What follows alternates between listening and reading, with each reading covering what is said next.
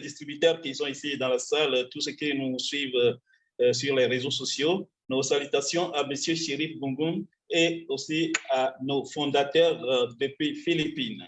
Le thème du jour, c'est douleur. Quelle importance selon les sièges et quoi faire? Donc, c'est de ce thème que nous allons débattre aujourd'hui. Donc, sans plus tarder, on va donner la parole au docteur Jean-Paul Amégan. Moi, je suis Diapasso Folaison Fabrique, je suis naturopathe formé par le docteur Jean-Paul Amégan. Donc, nous tournons vers le docteur. Bonjour ou bien rebonjour, docteur. Bonjour et toutes mes excuses pour ce que je vous ai fait entendre. Parce qu'ici, on est réunis pour partager la connaissance. Mais vous imaginez être persécuté beaucoup plus de 20 ans, presque 30 ans, être persécuté. Persécuté comme ça, c'est pas facile, mais veuillez m'excuser.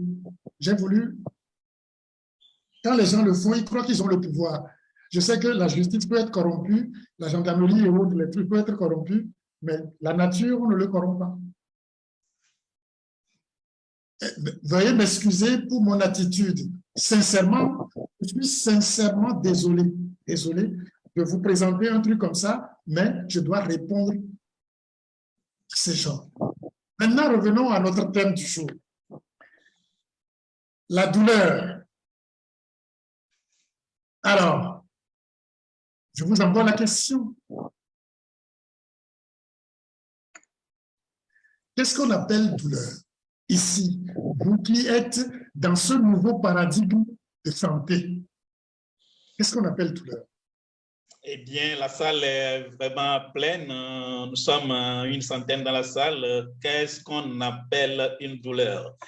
C'est la question du docteur, donc vous pouvez rapidement répondre à cette question.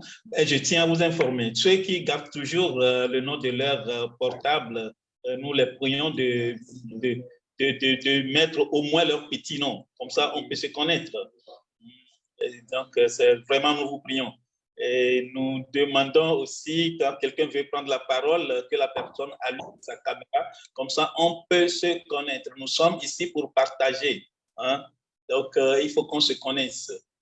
Il y a déjà des messages qui sont là, on va les lire rapidement. La douleur, c'est quoi? Il y a Diab qui dit baisse d'oxygène d'au moins 80%. Il y a Aimé qui dit bonjour tout le monde, merci beaucoup docteur, que Dieu veille sur vous pour toujours, rien ne pourra pas aller contre la nature. Oui, donc nous allons revenir chez Diab qui dit baisse d'oxygène d'au moins 80%, la douleur. Bien. Il y a Roland qui dit baisse d'oxygène de 80% toujours. Il y a Soussou Simon qui dit toujours baisse d'oxygène 80%. La réponse est donnée, mais ce n'est pas bon. Lorsqu'il y a baisse d'oxygène de 80%, une baisse de 80%, qu'est-ce que ça veut dire sur le plan circulatoire?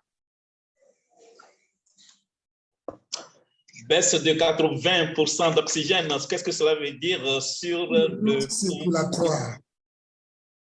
Eh bien, à vos claviers toujours, nous sommes plus à peu près une centaine dans la salle. Il y a quelques messages qui sont là, on va les lire rapidement. Il y a Nansa qui dit la douleur, c'est une partie morte du corps. Il y a Stéphie qui dit knowledge is power, doctor, you have it. S'il vous plaît, pardon. La douleur est une partie c'est-à-dire, est une partie quoi? La douleur, est une partie morte du corps. Morte du corps. S'il vous plaît, on a appris beaucoup de choses ici. Une partie qui est morte n'est plus douloureuse. Oui. C'est comme vous dites qu'un mort sans la douleur. Une partie qui est morte n'a plus de douleur. La partie qui est morte est anesthésiée. Ça n'a plus de douleur. Un mort ne peut plus ressentir une douleur. Ce que je vous dis là, ceux qui ont déjà vu les doigts, les pieds gangrénés, le pied gangréné ne fait plus mal. Est-ce qu'on se comprend? Oui, en tout cas, on se comprend bien.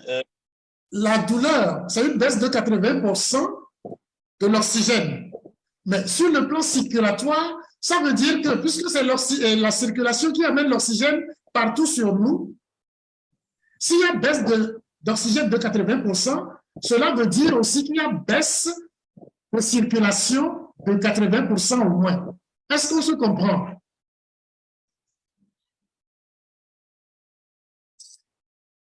Lorsque, quelque part, il y a baisse d'oxygène de 80%, c'est ma trouvaille, ma deuxième trouvaille d'ailleurs.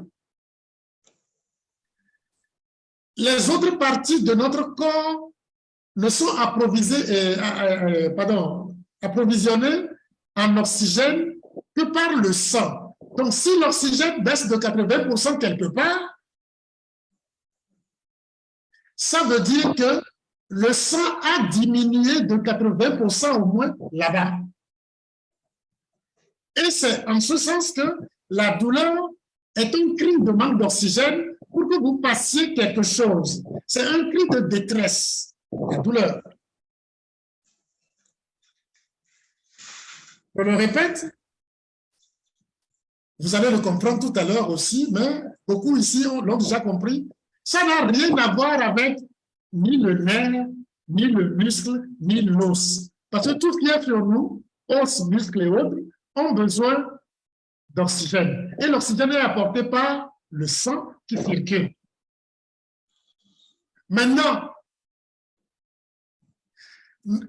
étant donné que nous sommes un pays, nous sommes un continent, parce que le nombre de milliards d'individus sur nous, ces individus appelés cellules, ont besoin de ça. Dans ces individus, il y a des gens chargés de l'information qu'on appelle les nerfs. C'est comme les journalistes et autres qui donnent l'alerte.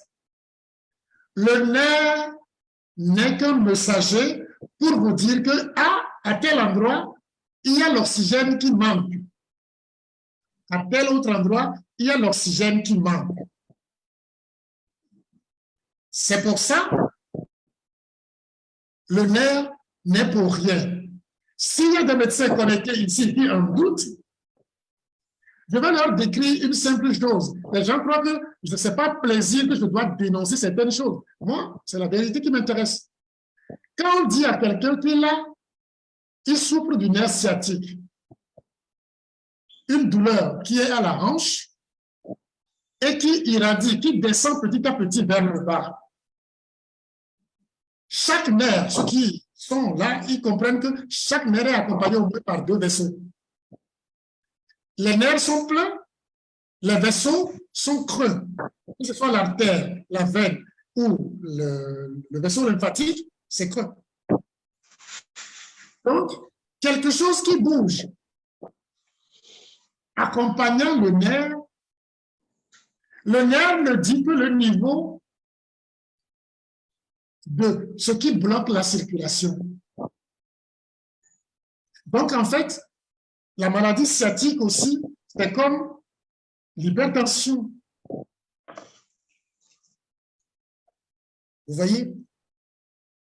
Donc, vous comprenez très bien que la douleur, c'est une baisse de 80%. Si il y a douleur quelque part, alors que votre sang circule, qu'est-ce qui peut bloquer le sang dans la zone? Ceux qui sont traumatisés, ceux à qui on donne des coups de poing, ceux qu'on torture et autres, le but de la torture, c'est leur donner la douleur. Vous comprenez? Or, pour les torturer, ce n'est pas le nerf qu'on va pincer. On les tape dessus. On les électrocute et ça brûle la partie pour bloquer la circulation. Bref, pour créer une contorsion qui va créer des caillots pour empêcher le sang de circuler. Vous voyez comment on a la douleur? Quand on nous tapait, nous, on faisait des fautes d'orthographe et autres, on nous tapait dans la main ou bien sur les fesses, ça ne se fait plus. C'est pour nous provoquer la douleur. Et on nous disait en ce temps que La douleur est notre maître. C'est pourquoi on le propose. Et on l'utilise sur nous. Et puisque tu ne veux plus vivre ça, tu vas être performant. Voilà.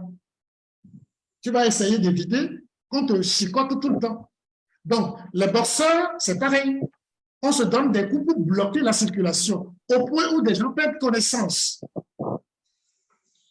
La douleur, c'est ce qu'il faut garder.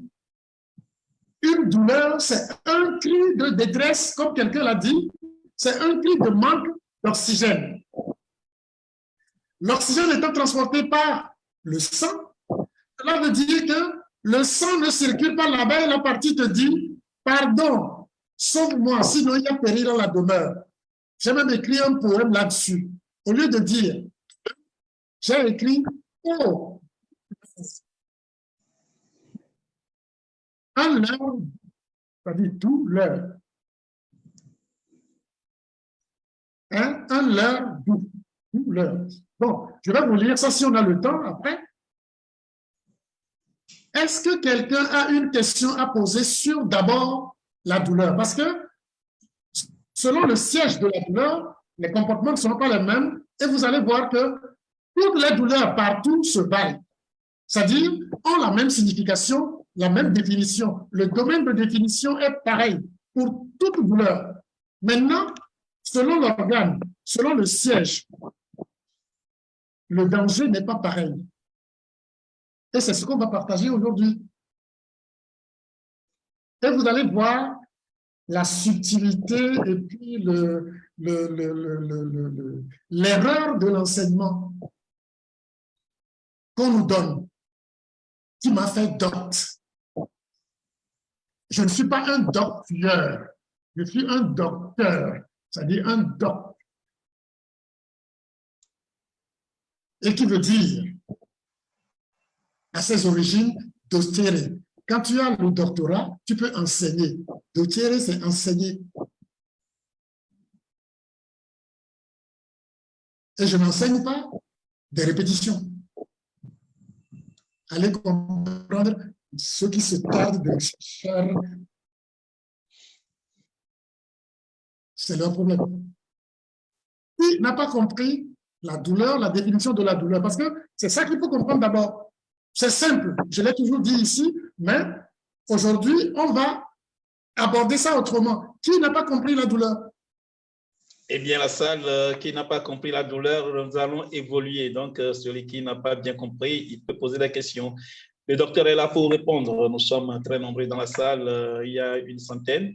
Ce que je fais dans la salle, c'est pour les leaders, c'est pour des gens qui s'occupent de la santé d'autres personnes ou bien des gens qui souffrent. Ce n'est pas pour un grand public. Donc, vous voyez, avec vous, si je ne peux pas dire la vérité, dire la science et questionner la science en intellect, ça sert à quoi? Si quelqu'un n'a pas encore compris, il pose la question et nous allons évoluer. Il y a une question qui est là.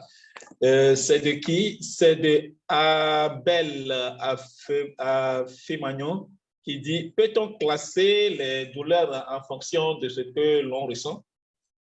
C'est-à-dire, ce qu'il veut dire, tout simplement, si je comprends bien, selon des intensités. Selon l'intensité. C'est-à-dire une douleur intense, une douleur violente, une douleur aiguë. C'est-à-dire, c'est ce qu'il veut dire, selon l'intensité. Bien sûr, on peut classer les douleurs. Et conventionnellement, ça se fait, mais ça n'a pas d'importance. Vous allez comprendre. Oui, merci, docteur. Il y a Godwin qui dit ceci. Suite à un accident en 2014, après traitement, je remarque que la douleur ressurgit à la partie concernée chaque année. Expliquez-moi pourquoi, docteur. S'il vous plaît, est-ce qu'il a compris ce que j'appelle douleur d'abord? Pour le moment, on n'est pas là pour des consultations particulières. On va aborder les thèmes et on verra. Est-ce qu'il a compris d'abord douleur? Parce qu'on ne peut pas évoluer quand on n'est pas unanime sur la définition de la douleur. Qui est une définition qui n'a rien à voir avec ce que nous avons récité pour avoir notre docte. OK, si Godwin est toujours en ligne, je crois que bon, il va encore envoyer sa question. Si on a bien compris la définition de douleur, ce que c'est que la douleur. Il y a Stéphie qui dit, docteur, je suis préoccupé par la douleur au niveau de la hanche vers la queue. Les causes et comment le traiter? Et il y a Godwin qui revient toujours en disant, oui, j'ai bien compris, docteur. Donc, si vous avez compris la douleur, le traitement logique, naturel de la douleur serait quoi? Si vous avez tous compris la douleur, le traitement logique, naturel de la douleur, en dehors des gens qui ont fait des fractures, même si ces gens-là, quand on fait la réduction de la fracture, on fait la même chose. Quel est le traitement logique? Si vous avez compris la douleur, quel est le traitement logique de la douleur? Eh bien, la salle, en dehors de ceux qui ont fait un accident, qui ont eu des fractures, c'est comment le traitement, quel est le traitement naturel, logique de la douleur? Eh bien, il y a déjà des réponses qui sont là. On va les lire rapidement. Et il y a Dior qui dit… Ceux qui me disent envoyer l'oxygène, la douleur n'est pas là parce que l'oxygène manquait dehors. C'est pourquoi, quand je parlais, j'ai dit, qui dit baisse d'oxygène doit comprendre que c'est baisse de circulation. C'est-à-dire, quelque chose bloque la circulation. Je remercie le docteur Ramon qui va envoyer une réponse. Oui, c'est un docteur. Il m'a envoyé une très bonne réponse. Favoriser la circulation. Améliorer la circulation. Ce n'est pas… Quand tu améliores la circulation, l'oxygénation s'améliore aussi. Mais ici, vous devez comprendre que douleur dit quoi? L'attitude à adopter, c'est améliorer la circulation. Si quelqu'un, ici, parle encore oxygène, oxygène, ce n'est pas faux ce qu'il dit, mais ça veut dire qu'il n'a pas compris, puisque l'ozonothérapie et autres, vous n'en avez pas. Moi, je suis en plus diplômé d'ozonothérapie en Californie et en France. Je suis diplômé d'ozonothérapie et j'ai commandé un équipement qui a coûté presque 30 000 euros que je n'ai pas installé parce que j'attends mon autorisation pour l'installer. Donc, l'ozonothérapie peut régler, mais ce que je vous dis là, ce qu'on discute ici, c'est ce que vous savez. Douleur veut dire problème de circulation. Problème de circulation, pour le régler, c'est favoriser la circulation, améliorer la circulation. Donc, qu'est-ce qu'il faut donner?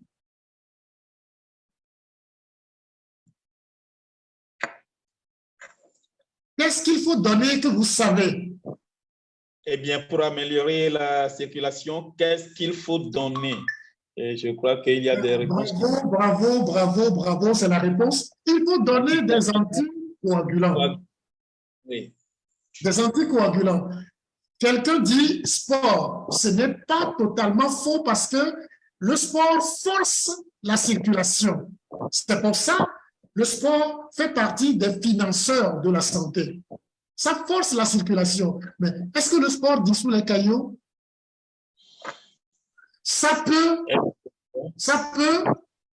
favoriser la dissolution des caillots. Pourquoi?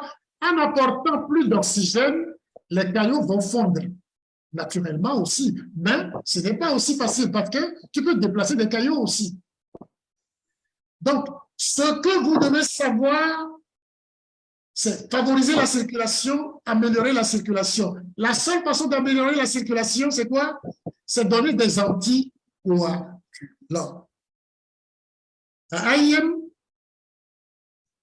le produit spécifique de ça s'appelle Vidamax. Mais Restore Life peut jouer le même rôle.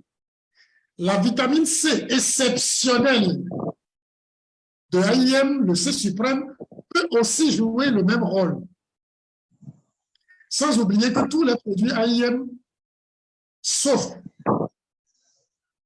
bon, à un moindre degré, le complete, tous favorisent la circulation parce que en alcalinisant le milieu, ils apportent de l'oxygène et la vie revient. Ça, c'est ce que vous devez savoir. Est-ce que jusque-là, je me suis fait assez clair? Eh bien, si jusqu'ici, on a bien compris les explications du docteur.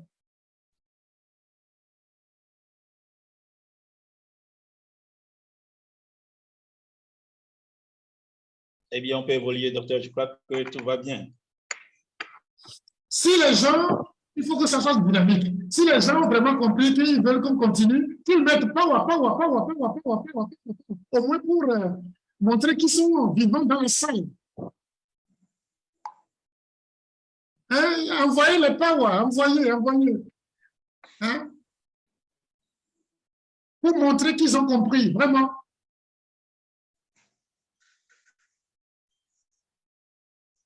Qui dit douleur dit anticoagulant. Qui dit douleur dit anticoagulant. Mais est-ce que pour une petite douleur au pied, il faut mettre un anticoagulant? Vous pouvez aussi frotter un peu, masser un peu, et puis la douleur va disparaître. Vous voyez, on ne peut pas tuer une mouche avec une grenade. Oui. On ne peut pas tuer, on n'a pas besoin de tuer une mouche avec une grenade. C'est pour ça, favoriser la circulation, vous devez le garder, vraiment. Et garder les anticoagulants pour des cas précis. Quelqu'un a levé la main, puisque je suis devenu, je fais comme monologue, je préfère l'entendre. Le grand frère, Tantin Nandi. Eh bien, si Tantin Nandi Napo nous écoute, il n'a qu'à allumer. Bonjour, oui, je vous entends. Est-ce que vous m'entendez? Oui, on vous reçoit. Oui. Ok, bonjour. Merci, docteur. Merci à tout le monde. Je remercie encore le docteur pour tout ce qu'il fait pour nous et que Dieu le garde encore plus longtemps, qu'il n'écoute pas les bêtises des gens. J'ai deux questions très préoccupantes que j'ai posées. Et l'interlocuteur, vous n'avez pas vu ma question là, mes deux questions. C'est pourquoi je viens parler maintenant. Oui. Vous devez voir mes questions pour les lire en même temps pour tout le monde. Oui, vous pouvez poser la question en même temps. Allez-y, posez ça en même temps, comme vous êtes déjà là. J'ai spécifié, le docteur vient d'expliquer ce que c'est que la douleur. J'ai bien compris, mais spécifiquement, je voulais demander en ce qui concerne le bourdonnement des oreilles. Il arrive que tu as des bourdonnements d'oreilles et tu as des maux de tête.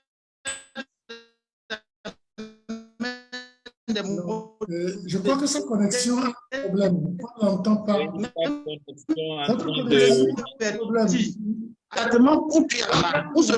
ne suis pas en Wi-Fi, je suis en données mobiles, c'est pourquoi peut-être. C'est pourquoi j'ai écrit. Il n'a qu'à lire, c'est mieux. J'ai écrit. J'ai noté mes questions, j'ai envoyé. C'est mieux qu'il lise. Oui, on va. Les bourdonnements d'oreilles comme les sifflements font partie de ce qu'on appelle les acouphènes. Et c'est lié à un problème souvent de l'oreille moyenne et de l'oreille souvent interne, qui peut entraîner aussi des vertiges. Oui, c'est de ça que je parle. Ce n'est pas une douleur spécifique, mais les canaux semi-circulaires qui vous montrent, qui vous équilibrent. Lorsque vous changez de position dans l'espace, les canaux semi-circulaires, parce que beaucoup de gens ici, je ne veux pas utiliser des mots trop spécifiques. Il y a 3 tuyaux qui sont dans l'oreille. L'oreille a 3 parties. La partie externe là, après le tympan, il y a 3 petits os. Et puis après les 3 petits os aussi, à l'intérieur, il y a 3 canaux qui ont des liquides dedans. Le liquide qui sort souvent, vous voyez, il y a des liquides dedans. Ce liquide est comme du sang. C'est la pression du sang qui le fait bouger. Et vous savez, lorsque un liquide circule tranquillement, ça ne fait pas de bruit. Mais si vous mettez une pierre dedans, Oui. vous commencez par sentir du bruit. C'est presque la même chose. Ce n'est pas comme ça, ça nous a été enseigné, mais c'est presque la même chose. Mais là, c'est aussi un problème circulatoire, mais ce n'est pas une douleur. C'est d'ailleurs pourquoi on utilise des vasodilatateurs et le bêta-cercle souvent, ou le cercle, pour le régler. Mais, comme je le dis, si vous dites que c'est associé à des maux de tête, les maux de tête, oui, ça c'est des douleurs. Mais les acouphènes, souvent, ne font pas mal. C'est un bruit désagréable qu'on a. Les Ce n'est pas là, des douleurs. Les acouphènes ne sont pas des douleurs. Mais comme je vous le dis, ce sont les maux de tête qui se généralisent de façon que tu le sens. Si vous avez des maux de tête, comme je vous le dis, si vous avez des maux de tête, c'est que vous avez des caillots. C'est clair, net. Oui, OK. Ma deuxième question concernait le glaucome. Comment l'éviter, comment le soigner? Le glaucome, c'est comme l'hypertension. Vous avez compris. OK. Merci, docteur. L'hypertension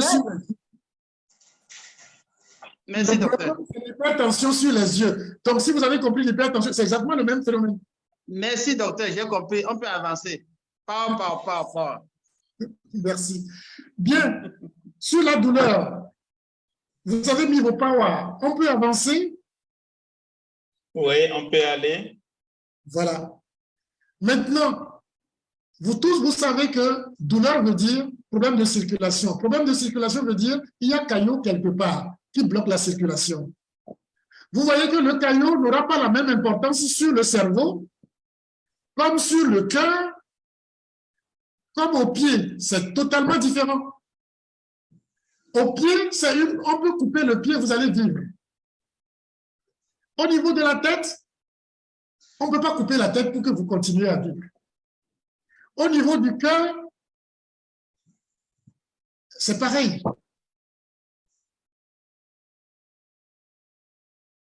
Vous voyez, c'est les caillots qui sont les problèmes. D'ailleurs, c'est pour ça que quand vous avez mal au ventre, on vous dit d'aller voir le gastro. Quand vous avez mal à la hanche, ou bien au dos, au bas du dos, on vous dit d'aller voir le neurologue ou le rhumatologue. Parce qu'on pense que c'est le nerf. Pourquoi que vous avez mal au cœur, on ne vous envoie pas chez le neurologue?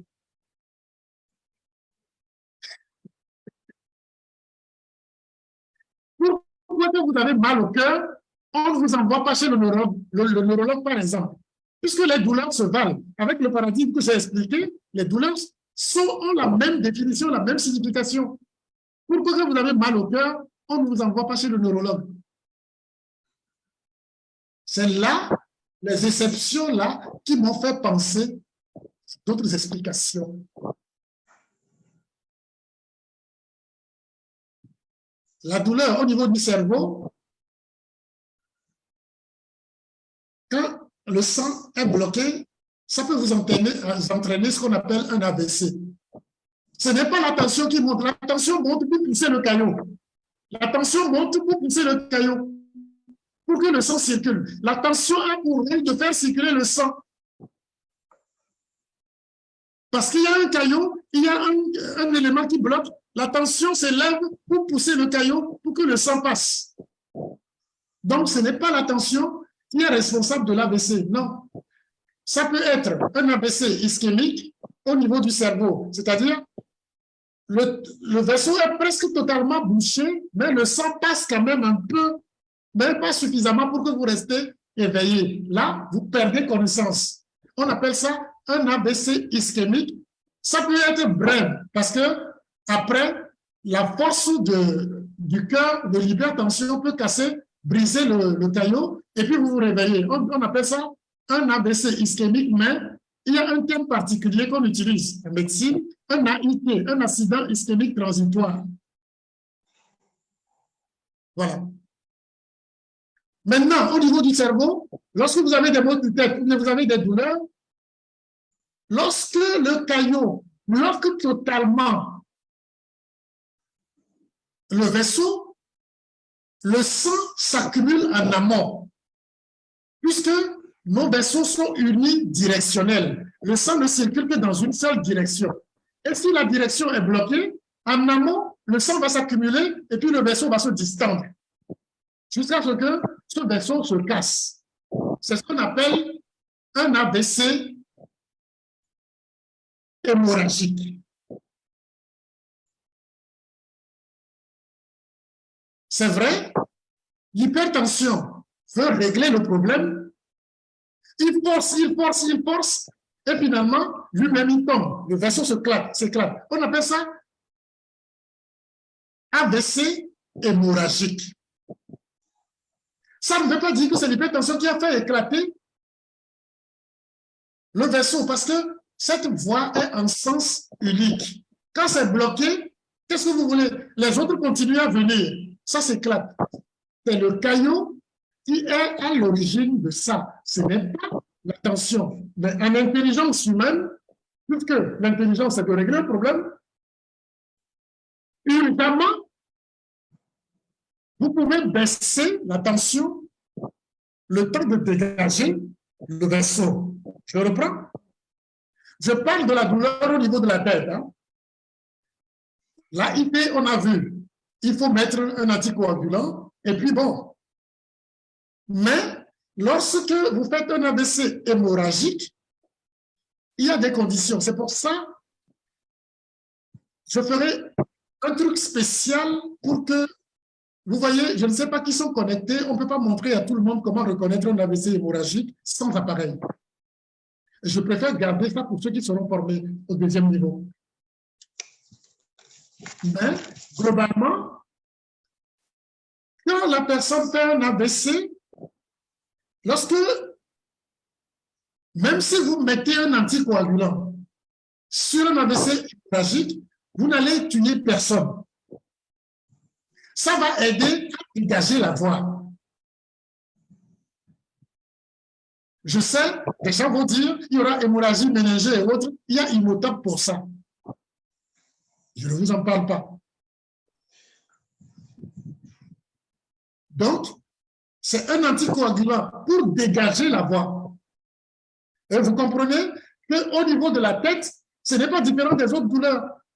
Les douleurs infimes qui ne servent à rien, tu frottes un peu, tu fais un peu de sport comme vous le dites, la douleur disparaît. Mais quand le truc est grave, il faut forcément un anticoagulant. Ou bien du moins, manger des choses moins acidifiantes, moins oxydantes, pour que l'oxygène soit disponible et que ça puisse permettre une désagrégation naturelle du caillot. Au niveau de la tête, c'est ça. Est-ce que tout le monde a compris? Parce que le grand problème des caillots au niveau de la tête, de la douleur au niveau de la tête, c'est la survenue après d'une paralysie d'un côté qu'on appelle hémiplégie ou d'une tétraplégie, c'est-à-dire que les 4 membres sont paralysés.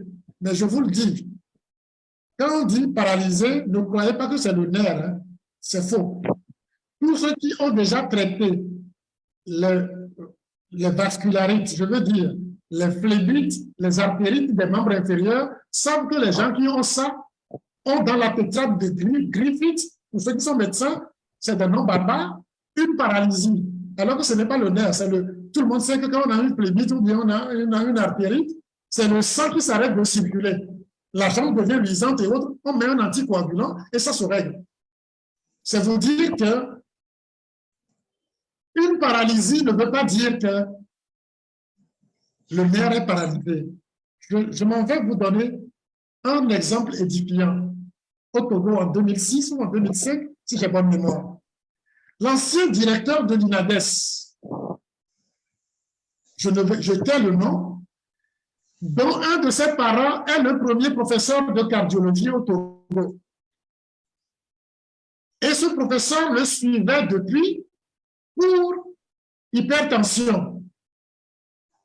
Et il est arrivé un moment où, 8 mois plus tôt, le monsieur ne se sentait pas bien. On a mis les traitements, tout est adapté, la tension qui baisse, mais 4 mois plus tôt, avant que moi je me le rencontre, tous les jours, à 16h, 17h, il faisait une fièvre. Et quand on dit fièvre, le médecin pense infection. Et ils ont mis claforant, pour ceux qui sont du corps, ils savent le degré du claforant. Ils ont mis les antibiotiques les plus puissants parce que ce n'est pas les moyens qui manquaient à ce monsieur. Ils ont fait ça pendant 4 mois, 0. Le monsieur est paralysé des deux. On appelle ça une paraplégie. C'est-à-dire les deux membres sont paralysés. Il ne peut pas quitter son lit. Il est gardé, il garde le lit. Moi, à tout hasard, il était à Tapamé, à 160 km de Lomé. Je voyageais et puis j'ai rencontré sa fille qui sortait de l'école, qui marchait sous un gros soleil et je l'ai prise. Quand je l'ai déposée, elle m'a dit, elle a ses parents ici, donc la maman est enseignante, directrice d'école et le papa malade. Je me suis présenté comme un chauffeur. Et quoique je n'étais pas chauffeur, je conduisais moi-même ma voiture, mais je ne voulais pas. Je dis, mon patron est quelque part, moi je suis un chauffeur, je vais le déposer. Et je vais chez eux, pour ceux qui connaissent le Togo, je vois le papa qui est là au lit, dans un état pitoyable. Et là, le cœur d'amour du médecin que je suis, je ne pouvais pas continuer à jouer à cette comédie de chauffeur-là. Et j'ai demandé, mais quel est le problème? Et on m'a raconté que depuis 4 mois, c'est des fièvres tout le temps. Ils sont venus à Lomé plusieurs fois. Et que ils ont tout fait, ça ne marche pas. Ils m'ont montré un dossier comme ça avec plein d'analyses et tout. Voilà, rien ne change. Et quand j'ai vu tout le dossier, j'ai fouillé tout le dossier, j'ai dit, mais non, arrêtez ces trucs-là. J'ai prescrit un seul médicament. Qui peut deviner le médicament que j'ai prescrit? Eh bien, la salle, qui peut deviner le médicament? Moi, je connais déjà. Un seul médicament, un seul. Ah, il y a Kondo qui lève la main, on lui donne la parole. Kondo, allumez votre... Monsieur Kondo, est-ce qu'on peut découvrir ton visage angélique? Allô? Monsieur Kondo? Ah, ce n'est pas monsieur, c'est madame. Madame Kondo. Oui, votre micro, le micro est fermé.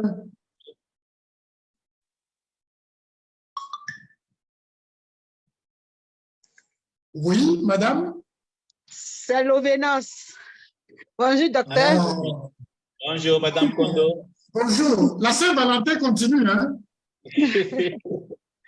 La Saint-Valentin continue. C'est effectivement l'Ovénos. C'est le seul médicament que j'ai prescrit.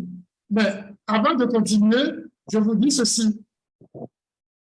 La Saint-Valentin continue, hein? Et je profite pour souhaiter bon anniversaire à quelqu'un qui nous est trop important ici au Sénégal.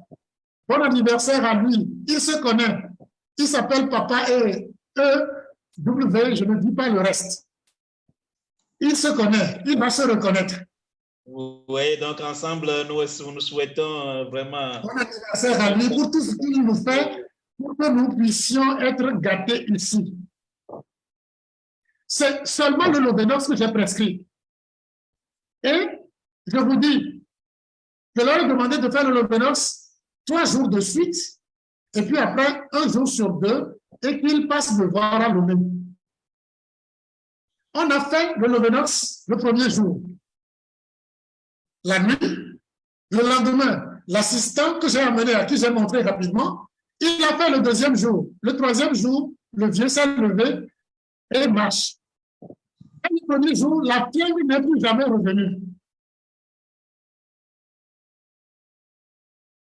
Le 3e jour, le vieux s'est levé et marche. Il a décidé de venir à Lomé, aller voir son frère pour lui dire. Et il est parti voir son frère. C'est le premier, quand je dis le premier professeur de cardiologie au Togo, ceux qui au Togo connaissent. Il n'est plus vivant, paix à son âme. C'est ce qu'on dit, mais paix à son corps. Et il est parti le voir. Il lui a montré mon ordonnance. Et le professeur lui demande, comment se fait-il que sur 1000 choses possibles, il n'a prescrit qu'un seul médicament et que ça a marché? Celui-là n'est pas un simple médecin. ce que je dis, il y a quelqu'un qui doit être devenu maintenant déjà professeur. Le docteur Barabou était avec le professeur dont je parle. Alors, vous voyez que vous comprenez ici maintenant que c'est rien d'extraordinaire. Mais le grand professeur pense que c'est pas la sorcellerie que j'ai fait ça. Comment moi je peux, sur 1000 et une choses, je prescris un seul médicament et puis ça a marché. Vous voyez comment on peut être aussi titré et tout, mais totalement malheureusement. Malheureusement. Donc, vous l'avez dit, c'est seulement le vénus que j'ai mis. Donc, quand quelqu'un est cloué au lit, il n'arrive plus à marcher, il a une paralysie, n'oubliez jamais, jamais, jamais ça. Ce n'est pas le nerf. Quoique, c'est le nerf qu'on nous enseigne. Mais vous, ici, c'est un autre paradigme. Quand on dit hémiplégie, c'est le neurologue qui l'enseigne. Quand on dit paraplégie, c'est le neurologue qui l'enseigne. Les paralysies faciales qui l'accompagnent et autres, c'est le neurologue qui l'enseigne. Mais quand les gens ont une phlébite, c'est-à-dire une atteinte des vaisseaux, des veines du membre inférieur, et ils sont paralysés, ils ne voient pas le neurologue, ils voient le cardiologue. Vous voyez le paradoxe. Donc, vous comprenez que paralysie aussi veut dire coagulation, problème de circulation. Parce que au niveau de la tête, quand il y a une baisse trop importante, on perd conscience. Au niveau des membres, la partie se paralyse. Vous comprenez très bien. Mais on parle de douleur, pas de paralysie, mais je vous ai fait cette digression pour que vous compreniez que vous êtes dans du vrai. Dans du vrai. La santé, ce n'est que circulation, circulation, circulation avec de l'oxygène. Rien d'autre. Et vous êtes dans du vrai. Ce paradigme-là, c'est ce qu'on partage ici. C'est ce que AIM nous offre. Car l'oxygène de nos organes, c'est l'oxygène que nous mangeons. Et puisque nous mangeons mal, vous comprenez le reste. Maintenant, évoluons au niveau de la poitrine. Quand je dis poitrine, il y a les poumons, il y a le cœur. Mais ce qui est plus urgent et qui peut être très grave, c'est le cœur, parce que c'est la pompe. Quoique, le cœur peut être en bon état. Quand tu étouffes quelqu'un, il meurt. J'espère que vous vous rappelez de ça. Quelqu'un de bien portant, qui ne souffre d'aucune maladie, si vous l'étouffez, il meurt. Ça veut dire que le cœur n'a pas besoin d'être malade pour que vous trépassez. C'est le manque d'oxygène qui vous fera trépasser. Et qui dit manque d'oxygène dit manque de circulation. Le cœur est un organe vivant. Et cet organe vivant est aussi entouré, informé par des nerfs qui l'entourent. C'est ce qui fait que lorsqu'il y a un problème de circulation sur le cœur, on a mal. Quand on a une douleur sur le cœur, c'est que quelque chose bloque la circulation quelque part. C'est ce qu'on appelle, c'est ce que M. Tanté disait tantôt. Tu vois, ça rime bien, mais votre nom rime avec tantôt aussi. Hein. Je vous taquine. C'est ce que Tanté disait, M. Tanté disait tantôt, que quand on a mal au niveau du cœur, c'est ce qu'on appelle angine, c'est-à-dire angine de poitrine ou bien angor plectorus. Voilà, angine de poitrine. Angine, c'est douleur. Douleur veut dire il y a sur le cœur un vaisseau qui ne laisse pas passer beaucoup de sang. Et je vous ai dit, le vaisseau ne peut être bloqué que par quoi? Que par des plaques d'athérome et des caillots. En gros, des caillots. Ça veut dire que sur le cœur, si quelqu'un te dit « Aïe, aïe, j'ai mal », Et puis, vous voyez qu'il s'étouffe un peu. Il a des troubles de respiration. S'il veut faire un effort, l'ovenos. L'ovenos, encore l'ovenos, le temps de le conduire dans les services d'urgence. Comme au niveau de la tête, c'est pareil. Au niveau du cœur aussi, c'est pareil. La tête et le cœur, c'est vital.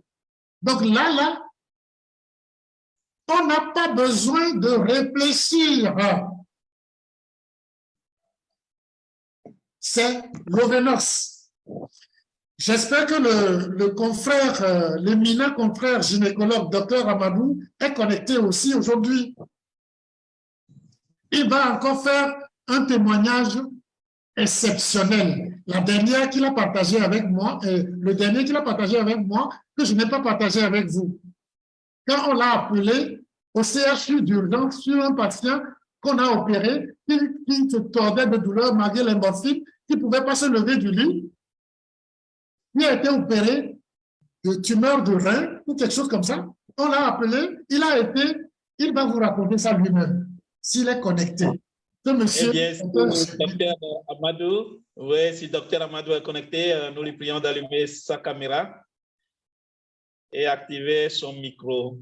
Allô, Dr Amadou? Allô, Dr Amadou? Eh bien, cabine technique, il faut vérifier si Dr Amadou est en ligne. Si Dr Amadou, s'il vous plaît, activez votre micro et puis votre caméra. Allumez votre caméra. Si la technique, parce que la technique, c'est sa maison, parce que c'est son fiamois qui est la technique. Donc, si OK, donc je crois que la cabine est en train de nous aider. Bonjour, les conférenciers. Oui, bonjour, Dr Amadou. Respectueux confrère, merci. Vous êtes un vrai confrère, pas un con de frère. Parce que les cons de frère, il y en a beaucoup. Bonjour, donc, suite aux conférences successives du docteur Amégan sur le Lovenox, sur les anticoagulants. Et bonjour, docteur. Bonjour. Est-ce que vous me recevez? Oui, oui, je vous reçois 5 sur 5. Monsieur Amadou, docteur Amadou, allez-y. OK, donc, je disais, suite aux innombrables interventions du docteur Amégan sur les anticoagulants et le Lovenox, je me suis permis d'essayer ce produit dans certains cas pour voir si le docteur ment ou s'il dit la vérité. C'est ainsi que quand il y a des douleurs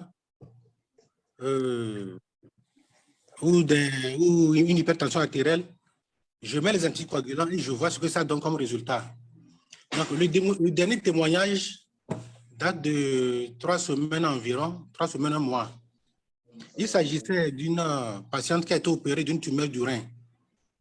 Et dès le lendemain, elle avait marché. Elle n'arrivait pas à mettre le pied droit sur le sol. Elle a été opérée d'une tumeur du rein droit. Donc, après l'intervention, elle n'avait pas bougé le pied droit. Le pied gauche bougeait, mais le pied droit ne bougeait pas. Elle n'avait même pas de sensation sur le pied droit. Donc, l'anesthésiste est passé, il a administré ses médicaments. Il n'y a pas eu de résultat. Pendant 48 heures, et c'est là que j'ai mis du Lovenox. Quand j'ai fait la première injection de Lovenox, j'ai fait Lovenox à la dose de 0,8. Quand j'ai fait la première injection de Lovenox, quand je suis revenu l'après-midi, la malade a pu mettre le pied à terre. Et dans la nuit, elle s'est levée. Donc, j'ai continué à faire Lovenox. Et puis, à partir du 3e jour, elle marchait. Donc, elle a fait, je crois, elle a fait 3 jours de Lovenox avec moi. Et puis, elle a continué après. Oui, donc, j'ai eu la preuve que ce que le docteur Amégan dit à propos de Lovenox dans les douleurs, ce n'est pas un mensonge. Le deuxième témoignage, c'est une drépanocytaire. Est-ce qui a été opérée et qui avait mal partout. Donc, les gens ont fait des antalgiques, des anti-inflammatoires et même de la morphine. Pendant 48 heures, elle avait toujours mal. Mais quand j'ai fait le Lovenox, la douleur est partie immédiatement. Juste une ampoule de Lovenox de 0,8. La douleur est partie immédiatement. Et dans la soirée, écoutez bien, elle demandait à rentrer à la maison. Cette femme qui avait mal depuis 48 heures, le troisième jour, quand j'ai fait le Lovenox, elle demandait à partir à la maison. Donc, comme elle était debout, elle faisait tout normalement. Je l'ai laissé partir à la maison, mais elle a continué le Lovenox pendant 7 jours et puis tout est rentré dans l'ordre. Voilà les 2 témoignages que j'ai eu à donner. J'ai à donner sur le Lovenox. Merci beaucoup. Merci à vous tous. Merci. Pas à vous, parce que ce n'est pas facile de quitter l'orthodoxie et de changer, de formater son disque. Vous avez choisi ça, bravo à vous. Et je suis sûr qu'aucun de vos patients n'aura à souffrir d'embolie pulmonaire après des césariennes ou d'autres choses, des opérations au niveau du bassin. Bravo, docteur, et que Dieu vous bénisse. Merci, docteur. Vous allez réécrire les urgences en gynéco. Moi, je sais déjà, mais vous allez réécrire les urgences en gynéco. Je suis sûr, parce que j'ai rencontré beaucoup. Mais vous êtes un génie. Merci beaucoup, docteur. Il y a certaines... Vous êtes un génie parce que vous avez pris ce courage-là pour aller à fond. Et bravo à vous. Oui, ce que je voudrais demander à mes collègues médecins, et je vais être clair. Vous savez, en Europe, quand un médecin ou un savant, je sais quoi, découvre quelque chose, les autres essayent la même chose pour voir s'ils vont obtenir les mêmes résultats. Au cas où vous n'avez pas les mêmes résultats, vous pouvez écrire ou dire, voilà, que votre collègue, que ce que votre collègue dit est faux. Bon, chez nous en Afrique, ça ne se passe pas ainsi. Quand quelqu'un découvre quelque chose, on se met à l'insulter, à le dénigrer. Ce n'est pas une bonne chose. Oui, je pense que... Oui, bon, je ne veux pas donner un nom de ça, mais ce n'est pas scientifique. Ce n'est pas scientifique. Oui. Je pense qu'en tant qu'homme de science, la meilleure des choses à faire, c'est que quand votre collègue dit quelque chose, s'il écrit un article, ou bien il dit qu'il a fait une découverte, il faudra que vous aussi, vous essayez de faire la même chose pour voir si vous allez aboutir au même résultat ou pas.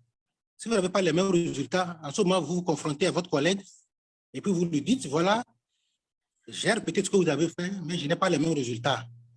Et ensemble, vous allez voir comment vous pouvez évoluer pour aboutir à quelque chose de concret. Il ne s'agit pas de se dénigrer, parce qu'il y a trop de dénigrement en médecine. Trop de dénigrement entre collègues. Ce n'est pas une bonne chose. Il faudrait qu'on apprenne à se soutenir et puis à vérifier scientifiquement ce que les autres disent, plutôt que de passer le temps à les dénigrer. Voilà ce que j'ai à dire aujourd'hui. Merci beaucoup, Dr. Amado. Merci.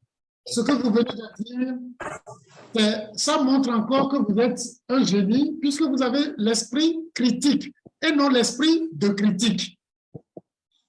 Vous avez l'esprit critique, c'est-à-dire, quand il y a quelque chose, vous évaluez la chose. C'est ce que vous venez de dire, pour voir si c'est vrai ou c'est faux. Normalement, un scientifique, vous êtes un scientifique. Médecin ne veut pas dire scientifique. Parce que avoir la culture, être cultivé ne veut pas dire qu'on est intelligent. Mais c'est avoir des questionnements. Vous, c'est pas pour vous jeter des fleurs, vous avez un esprit critique, pas un esprit de critique. Donc, vous êtes un scientifique. Bienvenue dans notre monde. Bienvenue dans notre monde et grand merci à vous parce qu'il y a beaucoup de choses qu'on va faire ensemble. Power. Et que vos patients guérissent rien que en ayant votre main sur eux. Merci, docteur. Merci beaucoup, docteur Amadou. Nous allons maintenant nous retourner vers Monsieur Romanus. Monsieur Romanus lève la main. Oui. Oui, Monsieur Romanus. Romanus, voilà. Le micro est fermé. Monsieur Romanus. Okay, c'est bon maintenant. Oui, ça Oui, va, bonjour. on vous voit. Et la caméra? D'accord. Oui, on le voit. Oui. Bonjour, Alors, docteur. bonsoir, Bonjour à tous. Bonjour. Bonjour. Bonjour, monsieur Romanus. OK. Je voudrais profiter de l'occasion pour remercier le docteur pour tout ce qui nous donne comme enseignement, tout le transfert de connaissances qu'il nous fait. Je voudrais témoigner, rendre témoignage pour un cas concernant le Novenos, mais pas exactement le Novenos, mais Vida. Il y a 3 jours, j'ai eu une tante qui a fait un AVC et son fils l'a amené à l'hôpital. Du matin 9 h jusqu'à 14 h, on n'a même pas fait, on n'a rien fait au patient. Et le fils m'a appelé pour me dire que c'est comme ça, sa maman est en train de faire un AVC, ils sont à l'hôpital, mais on n'a rien porté comme soin jusqu'à présent. Je lui ai dit, ah, je suis au bureau, viens me voir. Le week-end dernier, Fabrice peut témoigner, je lui ai pris 2 boîtes de Vida. J'ai toujours dans ma voiture de Vida et Lovenos. Donc, le fils est venu, je lui ai dit, tu vois ce produit, j'ai Lovenos, mais comme la patiente est déjà à l'hôpital, on ne va pas t'admettre de lui mettre du Lovenos. Prends Vida, quand tu vas, ouvre la boîte, donne-lui, si elle peut, je lui demande, est-ce qu'elle peut boire? Elle dit oui. Donne-lui 4 comprimés de Vida et je lui ai donné également 2 comprimés de C-Suprême. Donc, il est allé, il lui a donné. Je lui ai dit, le lendemain, donne-lui encore.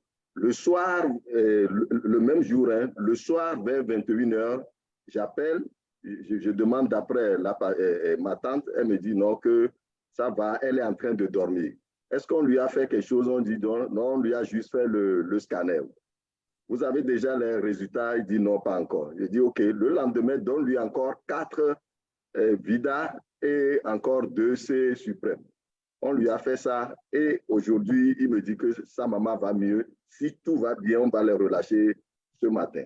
Donc, c'est pour vraiment rendre témoignage et rendre grâce au Seigneur à travers le docteur et pour lui dire vraiment que tout ce qu'il est en train de nous transmettre comme connaissance, que Dieu lui prête longue vie.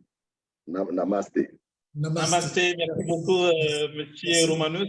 Merci pour le témoignage. Eh bien, docteur, voici le témoignage de M. Romanus. Qu'est-ce que vous avez à dire dessus?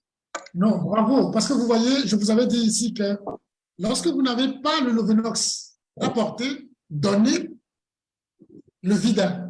Et c'est ce qu'il a fait. Bravo. Ça a marché. Ça a marché. Bravo. Bravo. Ça a marché. Bravo. Donc docteur, est-ce que combien de temps elle peut continuer par faire ça tout? Bien évidemment, je sais qu'elle doit changer son alimentation. Je lui ai dit, mais sur la dose, est-ce qu'elle peut faire ça sur combien de temps? Normalement, pendant 21 jours, vous lui donnez. C'est-à-dire que lorsqu'elle quitte son AVC, vous lui donnez 2 pendant 3 semaines. C'est-à-dire, continue pendant 3 semaines. Et après, maintenant, bon, vous pouvez régler, mais vous savez, je ne veux pas donner des protocoles généraux pour tout le monde parce que c'est pour ça qu'on forme des gens. Les gens doivent pouvoir déterminer pour chacun la dose qu'il lui faut. Vous comprenez? En médecine, on a des doses pour tout le monde. Non. Ici, chaque cas est un cas particulier. Voilà, en gros. Mais en urgence, les urgences se confondent. D'accord? Voilà. Vous vous rappelez, le docteur Amadou, il y a 3 semaines ou un mois, nous avait fait un témoignage ici où il a fait le Lovenox, le 0,8 là, il a fait matin et soir pour un patient. Vous vous rappelez? Donc, vous voyez, il faut l'adapter au cas. Non, le docteur Amadou, lui, il a l'intellect, il a l'intelligence, il a l'esprit critique. C'est ça qui fait de toi un être intelligent. C'est-à-dire, tu peux anticiper, tu peux lire, voir les choses et puis savoir ce qui va arriver. Mais là, bravo à lui, parce que j'ai jamais encore rencontré quelqu'un d'aussi désinvolte et aussi curieux. Bravo à lui. Et qu'il soit béni pour lui et pour sa famille et pour ses patients. Merci. Merci. Merci. Merci. Il y a un message qui est là, on va lire ça rapidement. Stéphie qui dit ceci, merci, mais docteur, maintenant nous avons du mal à avoir les produits AIM. Ils sont devenus très rares. La question là revient tout le temps. Ça revient, oui. C'est la compréhension de ce qui gère la santé que j'ai besoin de vous donner pour dire que les produits AIM sont exceptionnels et tout. C'est-à-dire des choses qui doivent vous permettre d'avoir ce que vous ne mangez pas. Maintenant, dans la gestion du stockage, je vous ai dit, il y a un problème de management. Mais vous me posez la question alors que ce n'est pas à moi, vous devez poser la question. Bientôt, les produits seront dispo. Bientôt, les produits seront dispo. Le bientôt dure aussi des mois, voire c'est un chemin de croix. Bon, c'est ça. Il y a la Côte d'Ivoire qui vient de recevoir son conteneur. Ça ne va pas tarder, ça va descendre au Ghana et le Togo aussi ira chercher sa part. Donc, n'ayez pas peur. Ça fait 2-3 jours quand la Côte d'Ivoire vient d'avoir son conteneur. Donc, ils sont à pied d'œuvre, n'ayez pas peur. Les produits seront dispos dans nos sièges ici. OK? Donc, on continue, docteur Jean-Paul Amégan. Voilà. Donc, vous voyez, j'ai parlé de la tête, j'ai parlé du cœur. Toutes les maladies du cœur, et comme vous le savez, toutes les maladies ne peuvent pas être sans caillot, soit des caillots localisés, soit des caillots généralisés. Mais la douleur n'apparaît que lorsqu'il y a baisse drastique de la circulation. Maintenant, vous le comprenez. C'est d'ailleurs pour ça que les gens ont souvent mal au ventre. Quand tu fais le Venox, ils vont faire les selles et puis la douleur disparaît. Ça, c'est les cas. Ceux qui sont constipés, quand vous leur faites du Venox, la constipation disparaît. Vous voyez un peu? Qui dit douleur, c'est pareil. Donc, la douleur maintenant au bras, vous comprenez, si c'est une douleur qui persiste trop, vous pouvez masser un peu. Si ça persiste, l'Ovenox, c'est-à-dire anticoagulant plutôt, pas le Venox forcément. Mais des douleurs à la hanche, quelqu'un avait déjà posé le problème, c'est pareil. Quand vous avez des douleurs à la hanche, ce qu'on appelle globalement, parce que quand on fait des radios, on fait des check-up, on va vous dire que vous avez une arthrose. Les arthroses aussi ne donnent pas toujours des douleurs. Et dès que la douleur vient, le raisonnement est pareil, mais le raisonnement est beaucoup plus lié à l'oxygénation, à l'acidose qui est là. C'est pourquoi j'avais déjà dit ici que, au lieu de parler d'arthrose, il faut plutôt parler de acidrose, c'est-à-dire de l'acide qui ruine vos os et vos articulations. Quand on dit ça comme ça, tout le monde comprend tout de suite. Parce que acide veut dire qu'il bouffe l'oxygène sur vous. Et s'il y a douleur, ça veut dire que c'est compliqué encore de circulation. Or, quand on dit circulation, si vous pincez, vous pressez quelque part, ça peut vous donner une douleur. Donc, si vous comprimez quelque part, ça peut vous donner une douleur. Et quand quelqu'un a mal à la hanche, on lui dit que c'est son poids qui lui fait mal. Non, c'est pas vrai. Mais, parce que l'articulation et les cartilages n'étant pas en bon état, quand tu les comprimes, eux aussi souffrent de circulation. Et donc, la douleur va survenir. Vous voyez, c'est une révolution de pensée. C'est un changement de paradigme. Je ne pouvais pas le faire si je ne savais pas ce que le médecin faisait. Et qu'on m'accuse de ne pas être docteur quand même. Les gens pensent que le doctorat, c'est le plus haut diplôme universitaire, mais ça ne veut rien dire parce qu'on peut être avec ça un docteur.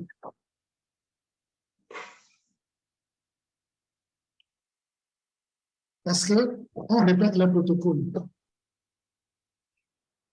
Et c'est cette compréhension-là qu'il faut changer. Je suis désolé parce que je souffre pour que ça change.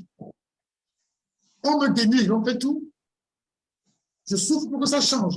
Heureusement, AIM a permis même que les gens ici déjà puissent le faire. Si vous avez des soucis, ce que vous êtes qui êtes nommé, allez voir le docteur Amadou. Et puis, voilà. Eh bien, merci beaucoup, docteur. Il y a Ndri qui lève la main. On va donner la parole à M. Ndri. Alors, M. Ndri, allumez votre caméra. Oui, allez-y, on vous recherche. Voilà, bonjour, docteur. Bonjour pour vraiment tous ces grands conseils que vous donnez. Tout à l'heure, l'autre docteur, quand il donnait l'exemple du VIDA, il disait qu'il donnait 4 gélules. Est-ce que les 4 gélules, on les prend à la fois ou bien ces 4 gélules sont réparties? Et donc, ça m'amène à poser la question de savoir, donc, par jour, on peut prendre plus d'une gélule alors? C'est la question que Une gélule, c'est la maintenance. Mais dans des cas graves, où on peut faire du Lovenox, c'est pourquoi je dis que les cas graves, il y a des cas graves, il vaut mieux faire du Lovenox parce que les gélules, vu le coût et la quantité que vous devez prendre dans les cas d'urgence, une boîte, à peine ça fera 2 jours. Parce qu'on peut aller 4. OK. Ça fait environ 12, quoi, vous voyez? Et je préfère, au lieu de laisser les gens prendre jusqu'à 12 gélules par jour, je préfère qu'on leur fasse du Lovenox et qu'on diminue la dose du gélule. Vous voyez? Des gélules, quoi. Et ça va faire moins dépenser aussi. Voilà. Oui, la difficulté, c'est que nous, n'étant pas médecins, si nous allons voir un médecin pour lui demander de nous faire le nom du produit du Lovenox, c'est ça que le médecin va accepter. C'est pour ça qu'il faut tisser des liaisons dans le groupe. OK. Il faut connaître des médecins avec qui vous allez expliquer les choses et qui vont adhérer à ça. OK. Le diabétique n'est pas médecin, mais on lui a appris à faire l'insuline. Ah oui. Et le Lovenox, c'est exactement comme l'insuline. Seulement, là où vous devez le faire, c'est ce qu'on doit vous montrer comment le faire, c'est tout. C'est rien de génial. Si nous, en urgence, on doit le faire, on peut le faire dans les vaisseaux, mais vous n'avez pas besoin de ça. En sous-cutané abdominal, ça suffit. C'est aussi efficace que si vous le faisiez dans les vaisseaux. Mais nous sommes formés pour le faire dans les vaisseaux. Mais je ne peux pas vous dire ça. Et vous, ce que je peux vous dire au plus, c'est de le faire en sous-cutané abdominal. Voilà. Ouais. OK. Merci beaucoup, docteur. Merci bien, docteur. Voilà. On est ensemble. C'est pour ça que vous devez vous former. Et quand vous vous formez, on vous montre comment faire. C'est rien de génial, hein? C'est rien. C'est rien du tout. Il y a Dr Ama qui dit quelque chose ici, là. Il dit, nous utilisons le Lovenox sur les animaux domestiques et ça marche très bien.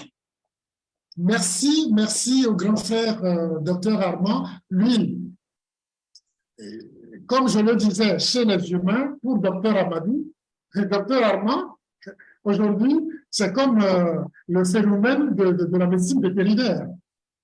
Quand il arrive, il fait les choses, c'est des miracles. C'est les propriétaires des chiens et autres qui font des réactions et puis après, ils se calment vu le résultat. Et j'espère qu'il aura la force de réécrire en mémoire pour partager avec ses collègues. Et c'est tout le mal que je lui souhaite. Grand frère Armand, docteur Armand, c'est tout le mal que je te souhaite, d'écrire en mémoire et partager avec tes collègues. S'ils veulent bien apprendre, bien sûr.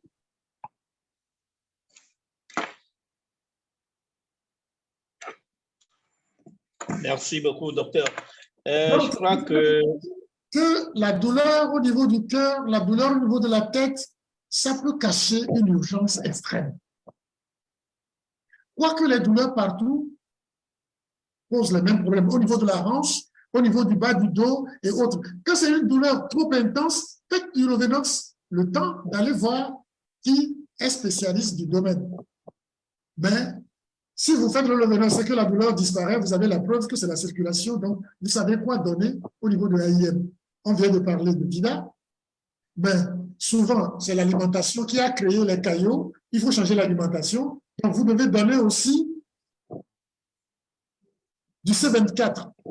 Et quand je dis C24, mais pour rendre la circulation laminaire et autres très fluide et autres, vous ne devez pas oublier le collet 12.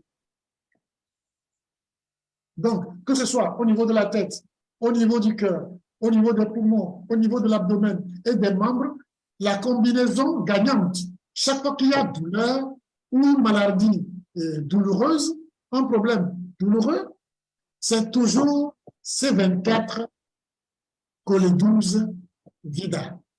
Le 3. Vous serez des magiciens de la santé. On va vous traiter comme moi, pendant longtemps, me traitaient de sorcier, que je suis dans une loge quelque part parce qu'ils m'ont forcé plusieurs fois de rentrer dans les loges pour que mes problèmes cessent. Ça veut dire que les problèmes se créent dans les loges. Ils m'ont forcé la main, j'ai refusé. Vous voyez?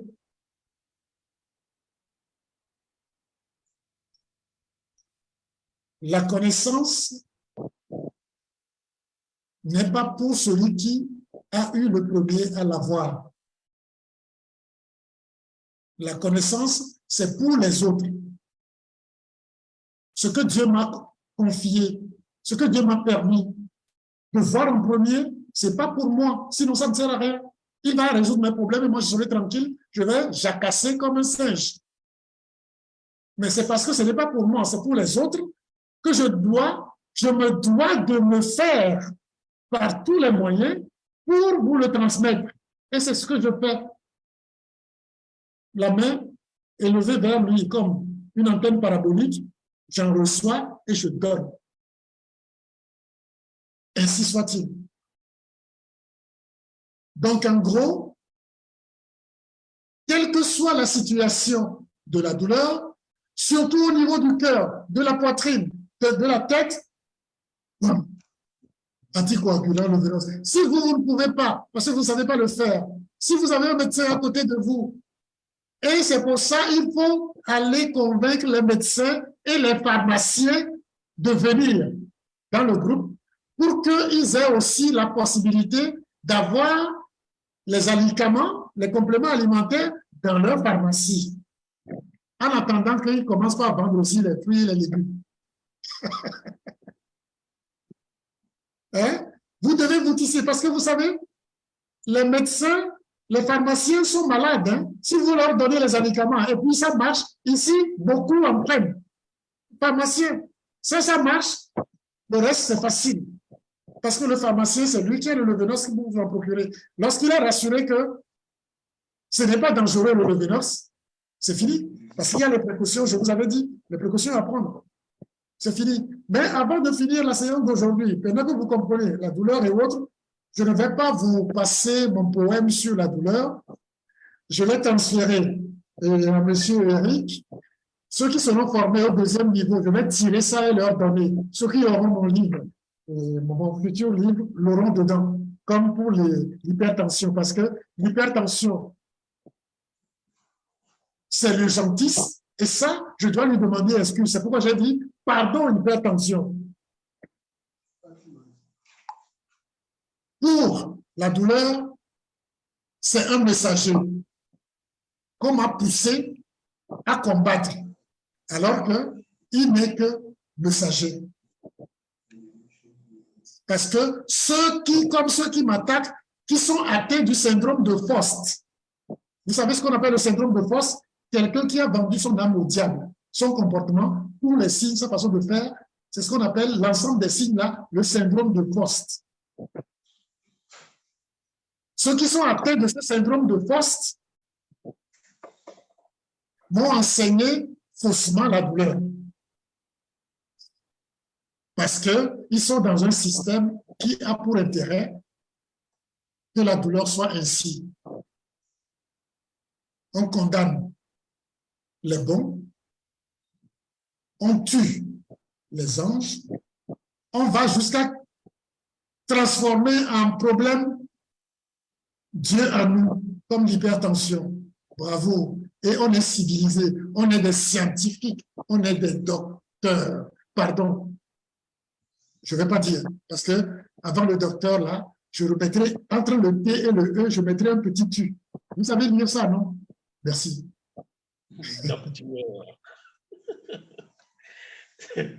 Eh bien, il y a une question qui est là. On va essayer de lire cette question. Ça vient de Maxime qui dit ceci. Quelle est la différence fondamentale entre Cole12 et Vidamas? Je vais dire leur fonction principale. Voilà. Cole12 facilite, même s'il y a des cailloux, facilite, c'est-à-dire diminue les frottements quand le sang passe. C'est pour ça, ça aide à la bonne circulation. Même quand il y a des cailloux, ça diminue la turbulence, le cisaillement. C'est des gros mots. Ceux qui ont fait un peu d'hydrodynamique comprennent. Le cisaillement, la viscosité est amoindrie. Le taux de cisaillement est amoindri de manière à ce qu'il y a moins de turbulence, malgré les cailloux. C'est pour ça que vous dissolvez les cailloux avec le Vida, il faut mettre le Cole12. Le Cole12, c'est pour diminuer les frottements. Voilà. Alors que le Vida, c'est pour dissoudre les cailloux. C'est ça la différence. Donc, vous voyez que vous ne pouvez pas mettre l'un sans l'autre. Vous ne pouvez pas mettre l'un sans l'autre. C'est pour ça que vous voyez quelqu'un comme ça, la combinaison gagnante, c'est les trois. C'est-à-dire C24, Vidamas et Cole12. Maintenant, quand vous n'avez pas Vidamas, vous pouvez prendre le C suprême qui joue plusieurs rôles en même temps. Anti-inflammatoire, antalgique, anticoagulant en même temps. Le C suprême joue tous ces rôles, mais pas avec la force de Vida sur les cailloux. Ça diminue tout, l'inflammation, tout. C'est génial, la vitamine C. Et la vitamine C AIM, c'est encore au-dessus. Voilà. Je ne le dis pas parce que je suis dans AIM, je le dis sur les preuves scientifiques, sur C. J'espère que la D suprême aussi va faire ces extraordinaires preuves. Quand ça va arriver chez nous. Pour le moment, ce n'est pas encore là. Voilà. Merci, merci beaucoup, docteur. Je crois que nous tendons vers la fin.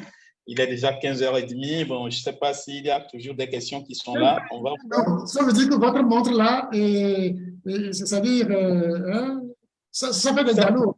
Non. C'est plutôt 15h09. Bon, on a quand même dépassé 15h. Voilà. Il y a quand même... ça, c'est de Manaf. C'est de Manaf, ce messager de Manaf. Il dit ceci. Donc, s'il vous plaît, la douleur étant un cri de manque d'oxygène, comment expliquer donc la douleur qu'on a quand une lame nous coupe ou quand une aiguille nous pique? Quand une aiguille te pique, ça transperce un endroit où la circulation est coupée un peu. Si tu mets une lame aussi, tu vas voir que la douleur n'est pas aussi pareille comme si tu sépares totalement. Mais n'importe comment, il y a coupure, c'est-à-dire il y a interruption de la circulation. J'espère qu'il comprend. La lame, quand tu cisailles, tu coupes avec les vaisseaux qui sont dedans. Donc, tu interromps la circulation. Mais là, ce n'est pas grave parce que tu interromps la circulation, les vaisseaux sont toujours ensemble. Ils sont toujours côte à côte. Le sang force et va continuer à circuler. Donc, cette douleur-là n'est pas une douleur intense. Voilà. Et il demande quelque chose ici aussi, de même quand on met de l'alcool dans une plaie. Quand tu mets l'alcool dans une plaie, ça veut dire que tu fais quoi? L'alcool brûle l'oxygène, n'est-ce pas? Donc, cri de manque d'oxygène, vous comprenez? Vous comprenez? Tout ce qui va voler de l'oxygène quelque part, ça fera mal. Lorsque ça baisse drastiquement, ça vous fera mal. C'est pour ça, pour l'explication de la douleur, quand j'ai découvert que la douleur, c'est un cri de manque d'oxygène, j'ai dit aux gens, quand les gens parlent de douleur morale, de douleur psychologique, j'ai dit, mais c'est plus n'importe quoi. C'est des balivernes. On ne peut pas avoir une douleur morale ou une douleur psychologique. Si quelqu'un a un problème psychologique et il a mal quelque part, c'est que ses vaisseaux avaient des problèmes où il avait des cailloux. Donc, quand il a eu un problème psychologique, les vaisseaux se rétrécissent. En se rétrécissant, ça peut empêcher la circulation. C'est comme ça, ils disent que non, j'ai eu tel problème et puis une douleur est survenue. Ce n'est pas la psychologie qui entraîne la douleur. C'est les cailloux toujours. C'est ce que je dis. Parler de douleur psychologique, c'est une aberration. Mais bon, depuis des millénaires, plus de 2000 ans, on en parle et une tête fêlée. Hein, quelqu'un qui n'a pas de diplôme, un faux médecin, avec sa logique quand même, vient vous dire que la douleur, ce n'est pas ça. On devait applaudir normalement.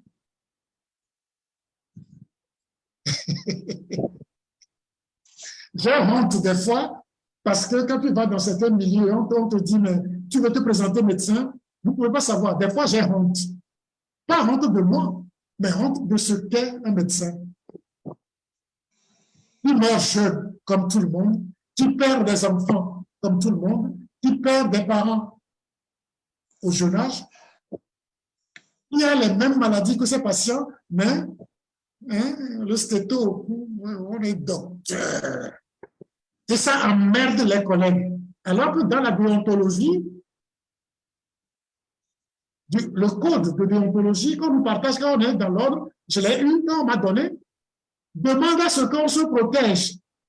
Oui, on va se couvrir, mais on n'a pas dit de mentir aux gens. Si un médecin fait quelque chose, je peux le couvrir. Oui. Parce que c'est un confrère. Il a prêté serment pour la vie des autres. Il se sacrifie pour les autres. Oui. Mais ce n'est pas pour ça que ce qu'il dit, supposément de science, qui n'est pas vrai, je vais dire oui, c'est bon. Non, là, je ne suis pas scientifique. La science, c'est une remise en cause permanente, un doute permanent. Et la médecine n'est pas encore une science. La médecine est un art. La médecine est un art. Ce n'est pas une science. Quand j'ai publié, on n'a pas eu beaucoup de temps, je ne vais pas vous fatiguer parce que les gens actuellement sont encore, la salle est toujours pleine. Quand j'ai publié le livre sur le synchrometteur, j'ai écrit quelque chose que je partageais aux médecins, à ceux qui étaient venus à la conférence. J'avais voulu vous le lire aujourd'hui et vous parler des complexes cancéreux, de comment le soja entraîne les tumeurs et consorts et autres. Mais je ne sais pas le lieu parce que tous ceux qui sont connectés n'ont pas besoin de ça. Ça ne sert à rien. Sinon, j'ai toujours dit et toujours crié ça, que la médecine, ce n'est pas la santé. Et ça, vous convenez avec moi. Par contre, l'alimentation, c'est la santé. La médecine, ce n'est pas la santé. Mais l'alimentation, c'est la santé. Et ça, jusqu'à mon dernier souffle, l'alimentation, c'est la santé. Et qui veut la santé, c'est l'alimentation. Donc, qui veut la santé, c'est l'alimentation, au mieux, les compléments alimentaires. Maintenant, si le dégât est assez grave pour certaines choses, il va falloir aller voir des gens outillés pour l'aider. Mais retrouver sa santé, sans alimentation changée, sans façon de manger changée, vous n'aurez rien. Vous savez que tout est dans le jardin. Vous savez comment manger dans le jardin, c'est ce que j'ai dit. Et puis, pour une question, ça fait un tollé. C'était qu'un alibi, parce que le problème n'est pas là. C'est à moi, on en veut. Pour qu'on vous dise que celui-là, ne l'écoutez pas. Oui, si vous voulez rester des moutons, libre à vous. Mais là, me dénigrer, j'ai dit, je le rappelle, 9 jours. Après les 9 jours, merci pour votre patience. Merci pour avoir supporté mes sauts d'humeur parce que c'est plus de 20 ans que ça continue. Avec tout ce que j'ai souffert ici à Rebeuss, vous ne pouvez pas imaginer. Mais c'est une bonne expérience parce que je sais ce que les gens vivent là-bas. C'est une bonne expérience. Et je souhaiterais que lui aussi vive ça un jour. C'est une bonne expérience. Merci, merci beaucoup, docteur. Je crois que nous avons dépassé le temps imparti. Nous allons vous donner la parole pour votre mot de fin. Pour le thème de ce jour, je vous rappelle encore que c'est douleur, quelle importance selon le siège et quoi faire. Donc, nous venons de terminer cette séance. On va donner la parole au docteur pour ses mots de fin. Alors, docteur, vous avez la parole. Je vais laisser le mot de fin à quelqu'un que je vais choisir à tout hasard. Je suis désolé que le thème d'aujourd'hui devait être développé autrement, mais puisqu'il y a péril en la demeure, il fallait prendre un peu de temps pour ne pas trop abuser. Donc, je ne sais pas si le docteur Henri Charles Ainadou est connecté, est encore connecté. Il est de Cotonou. Si docteur Charles Ainadou est en ligne, il n'a qu'à lever la main. Il n'a qu'à lever la main, comme ça il sera détecté par la cabine technique et on lui donne la parole. Oui, il a levé la main, la cabine, Henri Charles Ainadou. Oui, activez votre micro, s'il vous plaît, monsieur docteur Aïe. Docteur Harry. Okay. Oui, bonjour, docteur. Bonjour, docteur, comment est-ce que vous allez? Bonjour à vous tous en vos rangs et qualités. Merci. Merci à vous et bonjour. J'aurais aimé, parce que je n'ai pas la sérénité que je devais avoir comme un maître aujourd'hui, parce que c'est ça, je suis humain, je ne suis pas un ange, je n'ai pas des ailes. Alors, j'ai préféré vous donner l'occasion de clôturer la séance d'aujourd'hui et de... D'abord, j'avais une question que j'avais posée, mais il n'y avait pas eu de réponse. Ah. J'ai lu à plusieurs reprises votre livre sur le synchrometteur, mais je n'ai jamais pu avoir accès à l'achat du synchrometteur. Alors, comment ça se passe? Non, parce que le synchrometteur demande une formation particulière. Et dans mes affaires à Lomé, il y a un carton de synchrometteur qui est là. Mais c'est un outil formidable qui remplace tout ce qu'il y a comme outil de diagnostic conventionnel. C'est pour ça d'ailleurs, quand j'ai publié le livre, j'avais fait la conférence sur ça en faisant ce résumé. C'est-à-dire, c'est génial. Mais aujourd'hui, docteur Ainadou, oui. Il suffit d'apprendre la pharmacologie. Vous n'avez pas besoin d'acheter un appareil. D'accord. Vous n'avez pas besoin d'acheter un appareil parce que votre corps est le meilleur instrument qui soit, est la meilleure machine qui soit. Et étant donné que, avec les vibrations que vous dégagez, par résonance et dissonance, vous pouvez savoir s'il y a quelque chose ou non. Il suffit qu'on vous montre comment vous en servir. OK. Voilà. Sinon, j'étais jusqu'à tout dernièrement, avant que je ne découvre le synchrometteur, j'étais de par le monde le seul instructeur francophone agréé par mon institut en Californie. J'ai tous les papiers. C'est à ce titre que je vais enseigner le synchrometteur en France avant. Voilà. Je vous laisse la prière. Il vaut mieux apprendre comment appelle-t-on la pharmacologie, qui vous montre un truc totalement binaire, facile, Et vous aurez tout, rien n'est caché parce que tout est là. Je vous laisse la parole pour la clôture. Merci, docteur. Merci, docteur. Je voulais tout simplement dire que vous êtes un cadeau de Dieu pour nous. Dans chaque génération, il n'y en a pas beaucoup. Dans chaque génération, il n'y en a pas beaucoup. Continuez tel que vous le faites. Je prie le Seigneur Tout-Puissant de vous bénir, de continuer de vous bénir, de bénir chacun d'entre nous pour que nous n'enseignions que la vérité, pour que nous n'apportons que la vérité et le bonheur à travers le monde. Je remercie les uns et les autres. Merci, docteur Aïnadou. Merci beaucoup.